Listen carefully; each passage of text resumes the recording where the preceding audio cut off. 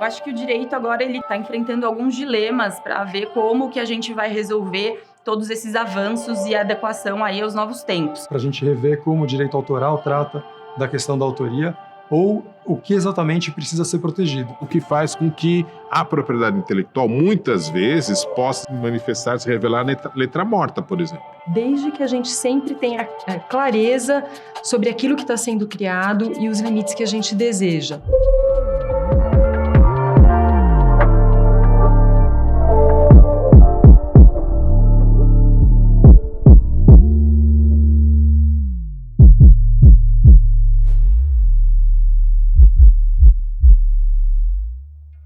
Eu acho que a gente tem um aspecto muito importante, que é a proteção do criador, só que ao mesmo tempo a gente tem do outro lado esse fomento a desenvolvimentos tecnológicos. Então como é que a gente vai equilibrar essas duas coisas? Proteger a pessoa, os artistas e ao mesmo tempo permitir que tecnologias criem essas obras que esses artistas antes criavam, né? A inteligência artificial, ao permitir a criação de novos conteúdos, ela coloca questões fundamentais até para as pessoas se perguntarem o que é fazer a arte, para a gente rever como o direito autoral trata da questão da autoria ou o que exatamente precisa ser protegido. E essas são questões ainda não resolvidas e, de novo, que nos colocam diante de dilemas que são, para quem gosta do direito, das questões de fronteira, muito instigantes. Na medida em que as empresas, cada vez mais, com esses avanços tecnológicos, pretendem explorar essas obras nas mais diferentes mídias, nas mais diferentes plataformas também, de formas diferentes. Então, acho que um exemplo, né, são esses usos de inteligência artificial também. Então, usar a obra ali de um criador e, a partir da inteligência artificial, modificar aquela obra. Então, pro criador, tem todo esse aspecto, né, da sua obra ser modificada a todo tempo. Acho que esse é um grande desafio aí que eles têm enfrentado aí para acomodar, e isso na indústria do entretenimento a gente tem visto cada vez mais com esses desenvolvimentos tecnológicos, novas plataformas, novas tecnologias também.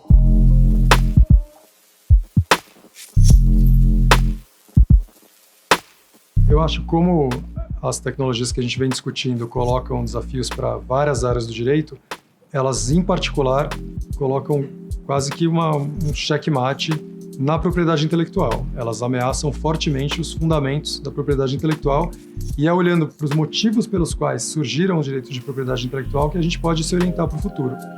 Então, em particular, quando se pensa na criação artística, a manifestação do espírito, que é o que está na Lei de Direitos Autorais, e a proteção da forma de expressão, elas são desafiadas pelas tecnologias que estão hoje disponíveis de geração de conteúdo a partir da inteligência artificial, porque elas invertem um pouco o jogo, né?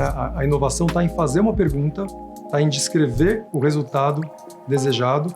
O difícil era a expressão, era ter a habilidade do pintor, da pintora, desenhista, na escultura, e a expressão era a construção, era o que exigia realmente a infusão ali nos termos da lei da manifestação do espírito. Mas o que a gente vive hoje é um cenário em que talvez o mais difícil seja fazer a pergunta, fazer a descrição do que a máquina pode ajudar.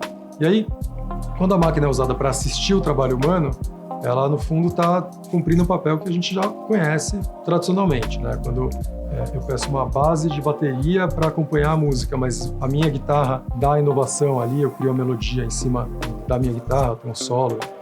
Aí tem uma criação, uma composição musical que é inovadora por causa do elemento humano. Mas em outros casos, a pergunta é que é inovadora.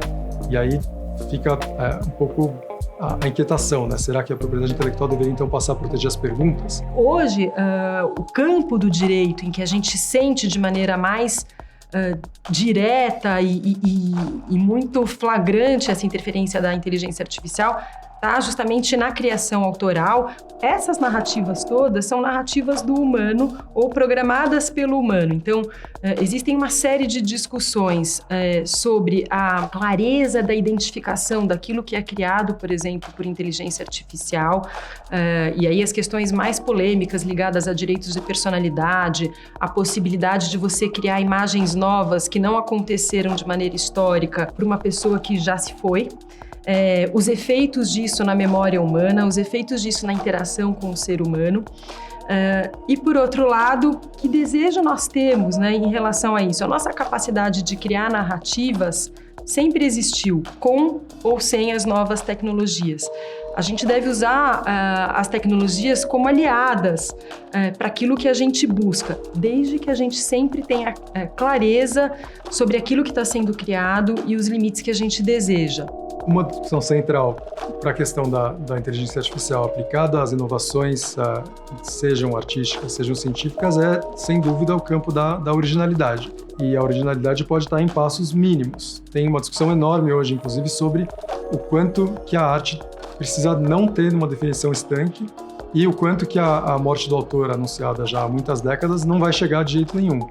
Mas se ela não vai chegar, que proteção precisa ser dada? Acho que na medida em que é muito lento, né, o nosso sistema legislativo, até criações e adaptações de novas regulamentações para mostrar para a gente qual vai ser o caminho que o direito vai lidar com esses avanços tecnológicos. Por outro lado, a gente tem outros sistemas, a gente tem o Poder Judiciário aí, onde a gente pode se socorrer também para arbitrar e para identificar ali os possíveis caminhos e soluções para esses casos. E a nossa atuação aqui do outro lado, né, enquanto advogados, né, trazendo aí os argumentos relevantes para que sejam analisados e para que esses caminhos sejam encontrados, é bastante importante também nesse momento. O futuro é que o judiciário tem que estar muito atento para determinadas questões que podem significar o prenúncio de algumas situações deveras complicadas.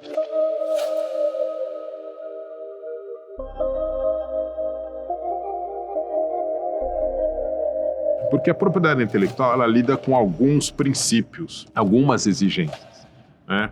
E você não pode simplesmente deixar para lá essas exigências sob pena de você desnaturar todo um sistema de proteção que é importante, tem sua razão de ser, o que faz com que a propriedade intelectual, muitas vezes, possa se manifestar, se revelar letra morta, por exemplo.